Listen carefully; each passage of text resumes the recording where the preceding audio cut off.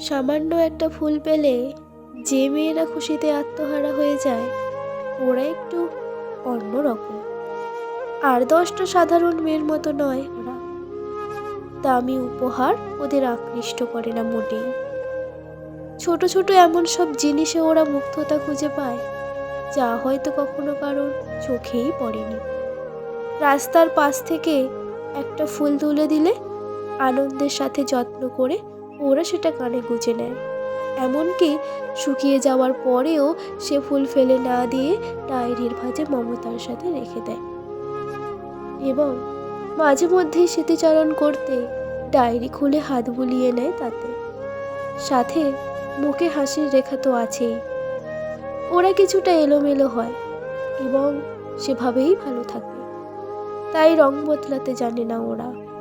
বয়স বাড়লেও ওদের মনটা যেন বাড়তে চায় না একদমই। সারা বাড়ি মাতিয়ে রাখে নিজের হাসি দিয়ে। মায়ের কোলে লুটিয়ে পড়ে কারণে অকারণে। ওই মেয়েগুলোর মন না ভীষণ কোমল হয়। তাই হয়তো আঘাতের ভাগ ওদের কপালেই একটু বেশিই জোটে।